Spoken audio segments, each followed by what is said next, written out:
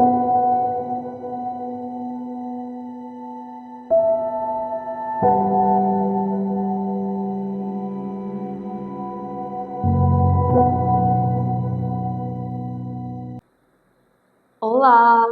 que Deus continue abençoando a sua vida.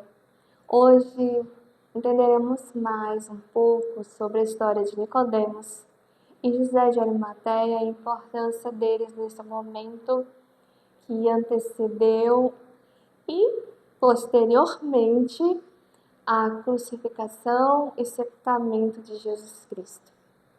Nicodemos, a história narrada dele, o encontro que ele teve com Jesus, está narrada em João capítulo 3. Iremos meditar em alguns versos. Inicialmente vamos começar com o primeiro verso. Havia entre os fariseus um homem chamado Nicodemos, um dos principais dos judeus. Os fariseus eles conheciam muito da lei e as aplicavam com muita rigidez. De noite, foi até Jesus e lhe disse: Rabi, sabemos que o Senhor é mestre vindo da parte de Deus, porque ninguém pode fazer estes sinais que o Senhor faz se Deus não estiver com ele. Milagres narrados aqui na palavra de Deus que Jesus Cristo operou em nome do Deus Pai e com toda a autoridade que o Pai me conferiu para fazer tamanhas manifestações que revelavam a glória do Deus Pai através do Filho unigênito. Então Nicodemos estava reconhecendo a autoridade divina de Jesus ao ele se manifestar dessa forma, como está descrito aqui no verso 2, e Jesus respondeu: Em verdade vos digo, se alguém não nascer de novo, não pode ver o reino de Deus. Nascer de novo, ter um conhecimento a respeito de Deus de uma maneira mais aprofundada. Nicodemos conhecia a respeito do que era formal, as leis, o que estava escrito, mas ele ainda não tinha tido uma real experiência viva do que eles que nasceram de novo, através da água do Espírito, como Jesus fala no verso 5, que simboliza o batismo, e o Espírito Santo, esse entendimento mais aprofundado a respeito do reino de Deus. Tanto que os discípulos tiveram que posteriormente receber o Espírito Santo para que eles pudessem entender tudo o que aconteceu. Porque eles estavam querendo um Messias que revolucionasse aquele tempo, mas Jesus veio mostrar a eles e a nós que o reino dele não é deste mundo. É um reino celestial. Então, verso 9, Nicodemos pergunta: Como pode ser isso? Jesus responde: Você é mestre em Israel e não compreende estas coisas?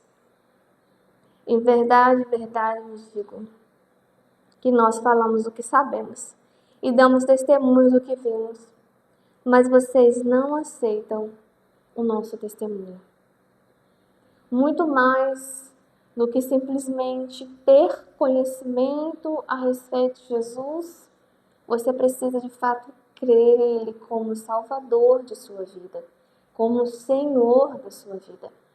Então Nicodemos, ele tinha um conhecimento superficial, mas ele estava de alguma forma querendo se aprofundar mais, mas de uma maneira oculta, porque ele foi à noite. Você se envergonha de servir a Cristo? Você fala abertamente a respeito do amor e da graça de Cristo? Nicodemos também foi muito importante na defesa em favor de Jesus que está narrado em João capítulo 7, os versos 50 e 51. João capítulo 7, versos 50 e 51. Nicodemos, um deles, que antes tinha ido conversar com Jesus, perguntou-lhes: será que a nossa lei condena um homem sem primeiro ouvi-lo e saber o que ele fez? Ele está se referindo a Deuteronômio capítulo 1, verso 17, onde a pessoa tem que ter a oportunidade de apresentar a sua defesa diante de um julgamento. E aqui estava sendo feito de alguma forma oculta e totalmente contra os procedimentos legais cabíveis no contexto judaico. Foi à noite, foi à escondida, não tinha direito mútuo à defesa, então foi um julgamento ilegal. Mas mesmo assim, nós entendemos que foi necessário o Senhor passar por todas essas coisas para que ainda assim o nome dele fosse proclamado, glorificado e o propósito dele fosse cumprido. João capítulo 19, nós iremos conhecer José de Arimateia.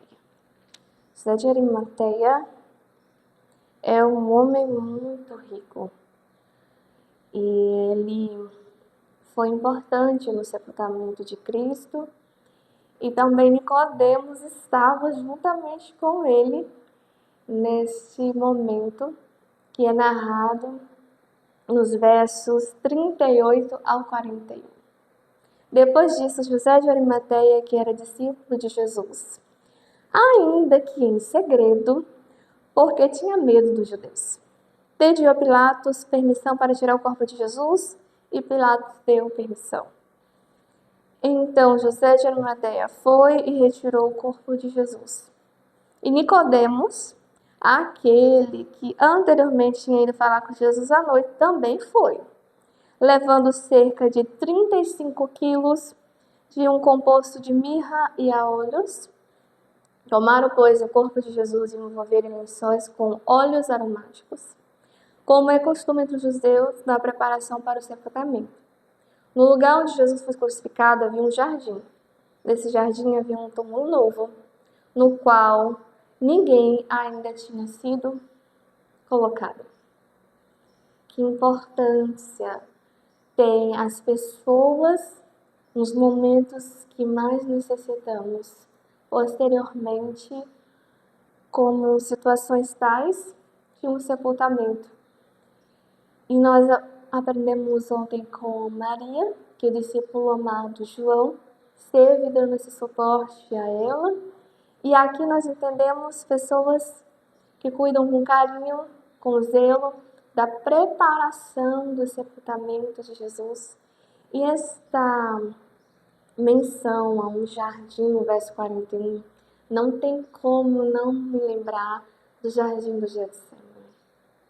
No jardim do Getsemane, antes da crucificação de Jesus, foi algo tão intenso, o clamor e o peso do pecado e tudo que Jesus viria a fazer. Ele suou gotas de sangue, como está narrado em Lucas. E é interessante que essa menção de um jardim aqui, remetendo algo belo e também muito significativo para Jesus. Foi um momento que ele teve certeza que ele teria que cumprir esse propósito. Foi consolado pelos anjos do Senhor, teve essa convicção. E esse jardim, em meio a um jardim ser sepultado, é muito significativo na história de Jesus. Tanto José de Arimateia como Nicodemos foram importantes na história da crucificação e posteriormente no sepultamento de Jesus. Que o Senhor Jesus continue sendo o Senhor da sua vida. Que você continue com ousadia, como Nicodemos, José de Arimateia, tendo a palavra de Jesus no seu coração e zelo, amor, carinho e cuidado pelo nome de Jesus Cristo. Como esses homens tiveram tanto cuidado com o corpo de Cristo. Olhos estes, meus queridos, de mirra. É caríssimo. Ele não é barato. Mas a importância que Jesus tem. E eles compraram Nicodemos comprou 35 quilos desse composto para que fosse aromatizado, preparado o corpo de Cristo.